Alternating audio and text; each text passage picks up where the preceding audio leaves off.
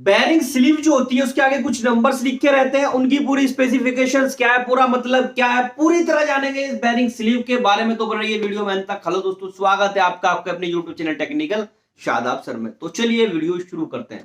यहाँ पर देखेंगे ये हमारी बेयरिंग स्लीव है, इसका एक छोटा सा फिगर बनाया है, ज्यादा अच्छा तो नहीं बना पर जैसा भी बना है इसी से समझ लेंगे। तो इसकी बेयरिंग की स्लीव का जो फोटो है वो स्क्रीन पे दिखा देता हूँ। इस तरह की स्लीव का फोटो है और इसकी कुछ डायमेंशंस देखेंगे कि कैसे कहां पर क्या चीज होती है।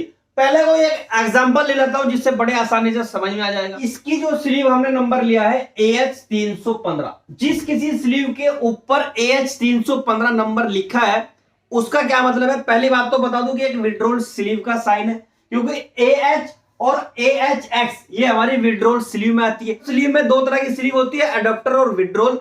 अगर ये एडॉप्टर स्लीव होती तो यहां पर सिर्फ H आता या HE आता। अगर HE या H है तो एडॉप्टर स्लीव है, और AH या AHX भी हो सकता है, हमारी विड्रॉल स्लीव होती है। अब इसके आगे जो नंबर लिखा है 315, इससे डायमेंशंस कैसे आती है वो समझते हैं। देखिए 315 में यहां पर 15 आ रहा है और 15 पंजे 75, यानी कि 75 mm पर जो बेयरिंग लगेगा उसका हमारा बोर होगा। स्लीव का नहीं, बेयरिंग का बोर होगा। यहां पर अगर 15 लिखा है तो 15 को 5 से मल्टीपल करेंगे, ये 75 आ जाएगा, ये 75 mm आ जाएगा, यानी कि जो बेयरिंग होगा हमारा, बेयरिंग का यहां पर ये बोर आ जाता है हमारा 25 mm। बेयरिंग का जब बोर हो जाएगा तो इसमें स्लीव का बोर। अब स्लीव जो हमारी होगी 315 वाली, इसकी जो थिकनेस होगी एक साइड से 2.5 mm आएगी, दोनों साइड से 5 mm आ जाती है, और 5 mm घटाने के बाद इसका जो स्लीव का बोर आ जाएगा वो हमारा 70 mm आ जाएगा, जो यहां पर दिखाई दे रहा है। ये D1 हमारा जो है इसका स्लीव का बोर होता है, जो इसमें फिगर में भी दिखाया गया, यानी कि ये जो डायमेंशन है D1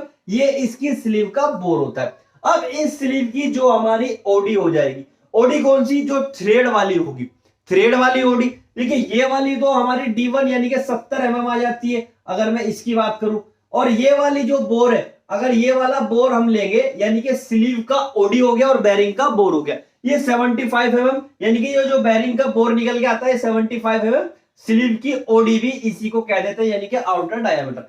दूसरी साइड से जिधर थ्रेड नहीं होती, ये बात ध्यान रखेंगे, और जिधर थ्रेड होती है, विड्रॉल स्लीव की बात कर रहा हूं मैं, अभी एडॉप्टर के बारे में नहीं बात कर रहा। तो विड्रॉल स्लीव में जो थ्रेड होती है उस वाली थ्रेड की साइड से जो उसकी ओडी होगी, यानी कि थ्रेड के आउटर डायमीटर होगा, वो हमारा कितना जाएगा, ये D हो जाता है। और D हमारा कितना आ गया, और ये जो D है ये डायमेंशन हमारी, ये जो AN 17 यानी कि इस पे जो चकनट या लोगनट लगेगा वो AN 17 का लगेगा, यानी कि 17 पंजे 85, ये हमारा 85 mm बैठेगा। ये आप देख लेना, क्योंकि ये जो 17 दिया है ना, 17 इसको अगर 5 से मल्टीपल करेंगे तो ये 85 आ गया, और ये AN 17 इसलिए दिया क्योंकि ये नट का साइज है हमारा। 45 और 49 जो डायमेंशन दी है हमारी, ये हमारी डायमेंशन आती है इसकी लेंथ।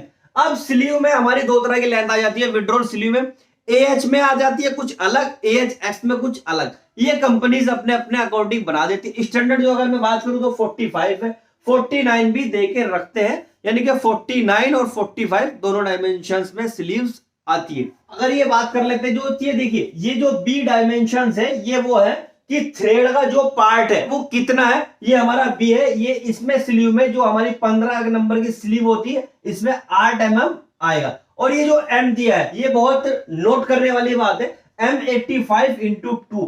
M85 का क्या मतलब है, यानी कि जो इसकी थ्रेड होगी यहां पर नट की, ये हमारी 85 mm की इसकी ओडी हो जाएगी, और ओडी हो गई। और ये 2 मल्टीपल 2 इसलिए दिया है क्योंकि जब हमारा कोई इसमें मैन्युफैक्चरिंग होती है तो यानी कि 2 mm की इसमें थ्रेड डाली गई।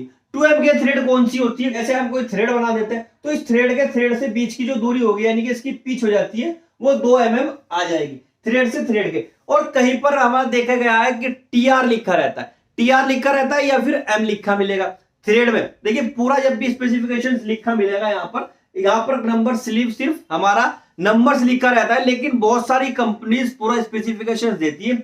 यानी कि अगर स्लीव का नंबर होगा हमारा AS 315 तो यहाँ पर लिखा रहेगा हमारा M85 इंटू 2, यानी कि 85 इसकी ओडी हो गई, जो इसका नट होगा यहाँ पर थ्रेड साइज होगा, और ये 2 mm की इसमें हमारी थ्रेड डाली गई है, यानी कि 2 mm की पिच की थ्रेड है इसमें।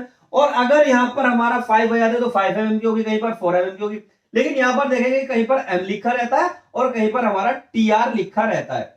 अब TR का क्या मतलब है और M का क्या मतलब है, अगर हमारा ये M लिखा है तो इसका मतलब होगा हमारा मैट्रिक थ्रेड, यानी कि जो इसकी चूड़ियां होंगी कटी हुई वो हमारी mm साइज की होगी।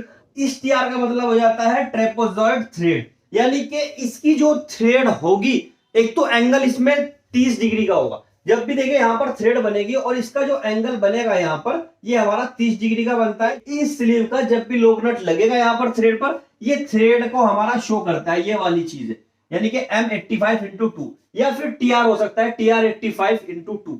तो ये हमारा थ्रेड को शो कर रहा है और थ्रेड के बीच में, ये हमारी थ्रेड के बीच में जो एंगल बनेगा वो हमारा 30 डिग्री का बनेगा अगर हमारा यहाँ पर TR लिखा है।